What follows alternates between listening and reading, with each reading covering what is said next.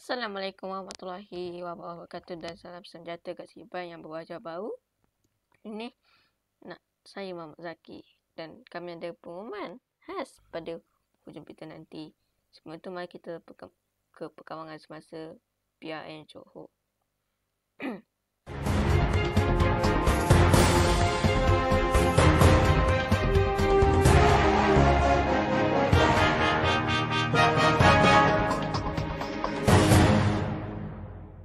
DUN Johor bubar pada Sabtu lalu selepas dapat perkenaan oleh Sultan Johor. Untuk itu, kita lihat laporan selanjutnya. Sultan Johor Sultan Ibrahim Ibni Almarhum Sultan Iskandar berkenaan menandatangani Watika Pembubaran Dewan Negeri Johor DUN Johor untuk memberi laluan kepada pilihan raya negeri PRN pada Sabtu lalu. Menurut satu kenyataan di Facebook, Baginda Tuanku berkenaan telah menerima menghadap Menteri Besar Dr. Hasni Mohamad pada jam 5 petang di Istana Bukit Sirin, Johor Bahru pada hari itu. Kemudian, Menteri Besar itu membuat sidang minda selepas menghadap Sultan dan mengumumkan pembubaran itu.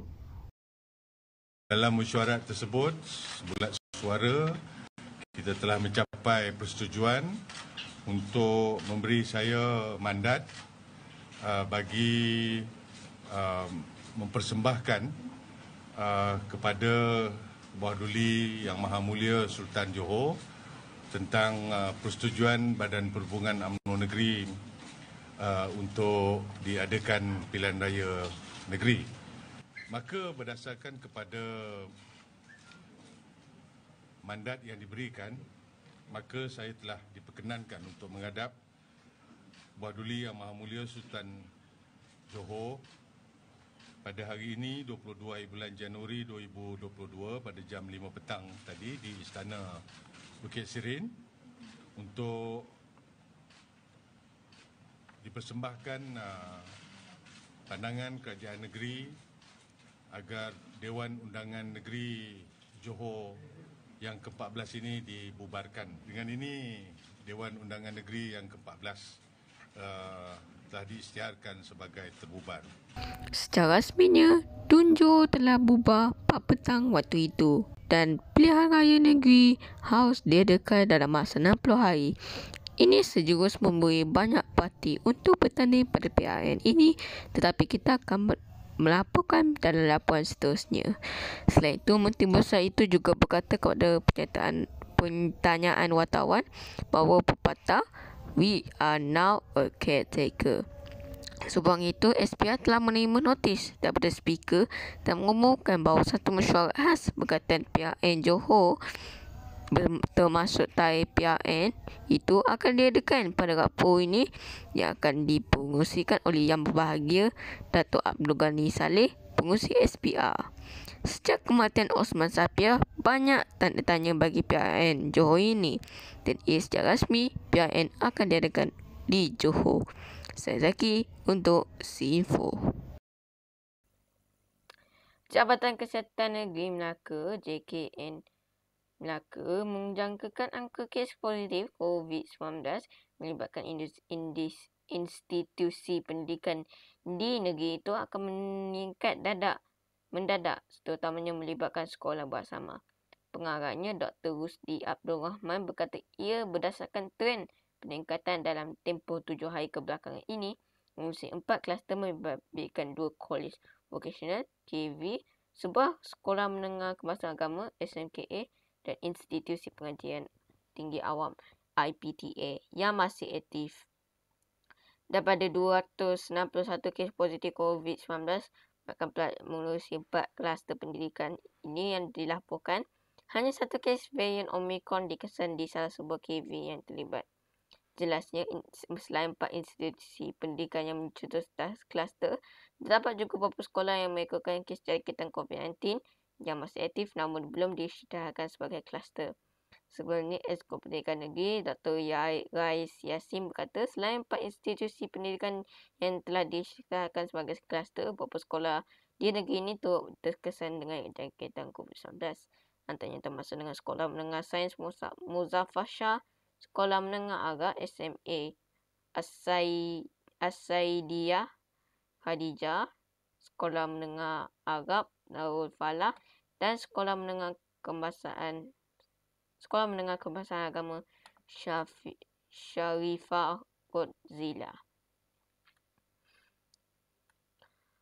Polis memanggil sekumpulan individu dipercayai ahli sebuah kelab kereta untuk memberi light keterangan dalam masa terdekat selepas gambar mereka berkumpul di lorong kecemasan di Lewaya Terminang Pantai di Negeri Sembilan tular menerusi media sosial. Ketua Polis Daerah Nilai, Superintendent Muhammad Fazli Abdul Rahman berkata tindakan itu dibuat selepas pihaknya mengesan hantaran menerusi Facebook yang memaparkan sekumpulan individu daripada kelab kereta FCCM FC Club Malaysia memberhentikan kereta untuk bergambar di luar yang berkenaan kira-kira 6.30 petang Sabtu lepas.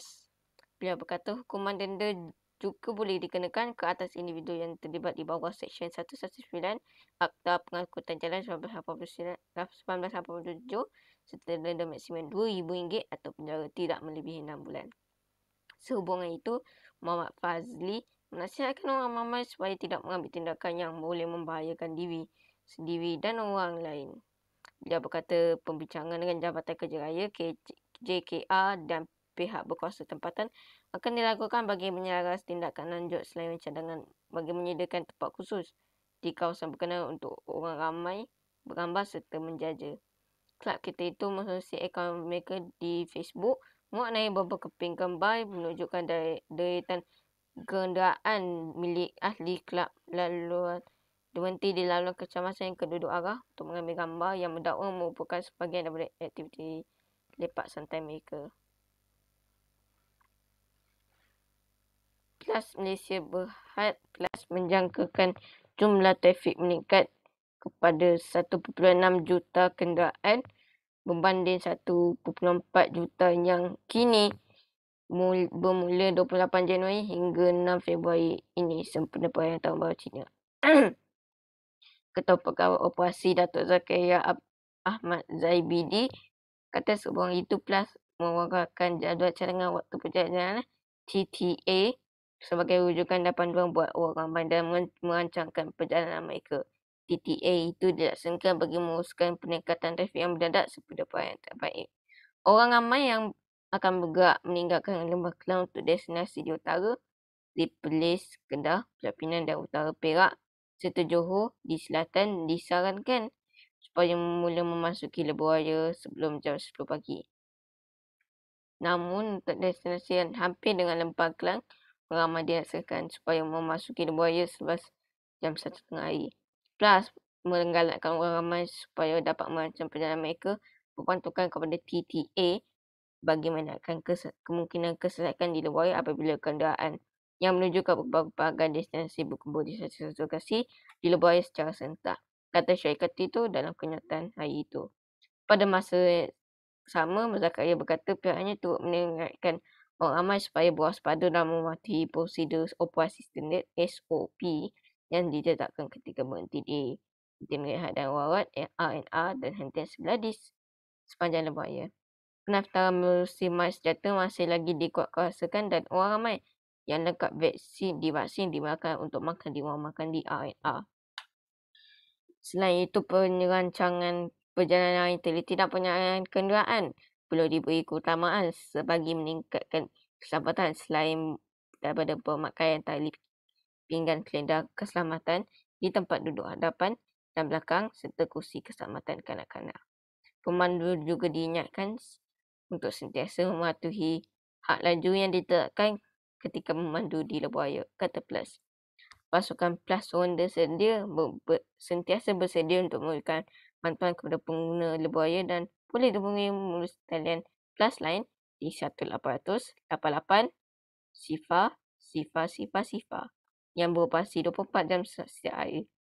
Bagi memastikan perjalanan yang lancar, Ilawaya, pemandu haus memastikan bagi kad Tashengo dan bagi e-wallet atau RFID atau Tashengo sentiasa mencukupi. Luar negara, United Kingdom melaksanakan fasa baru dalam strategi pandemiknya. Bermula 11 Februari nanti, ia tidak mewajibkan lagi ujian saingan COVID-19 dan konti bagi pengembara lengkap vaksin yang tiba di negara itu. Menurut Setiausaha Pengangkutan UK, Grand Shepherds,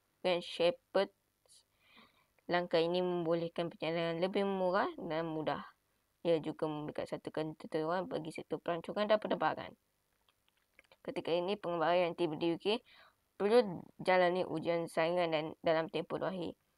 Antara mereka yang tidak divaksin perlu dikuarantin 10 hari dan jalani beberapa ujian sebelum dan selepas ketibaan. Kuarantin bagi mereka yang tidak vaksin juga akan dihapuskan. Nama golongan ini perlu menjalani ujian PCR sebelum dan selepas ketibaan di UK. UK juga mengiktirafkan vaksin dari 16 negara lain, termasuk China dan Mexico. Ini bermakna mengiktirafkan sedia vaksinasi dari 180 negara setakat ini. UK merupakan antara negara Eropah yang paling teruk terjejas dengan pandemik COVID-19. Ia merekodkan sampai 154,000 kematian setakat Selasa lepas.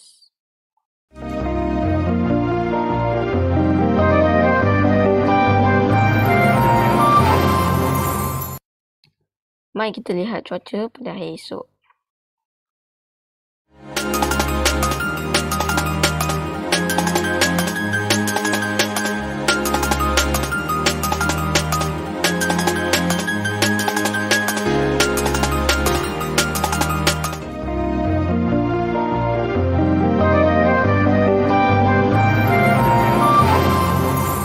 Sebelum kami mengakhiri berita pada hari ini, saya ada pengumuman dan ucapan untuk disampaikan. Saya sedaya upaya untuk mengakhiri semua masa gagal. Jangan risau, kami akan buat liputan dalam nanti. So stay tune. Dan bagi anda masih bersama kami, telah menada saya ucapkan terima kasih. Jangan lupa sebarkan kami. Kami selalu berjuang.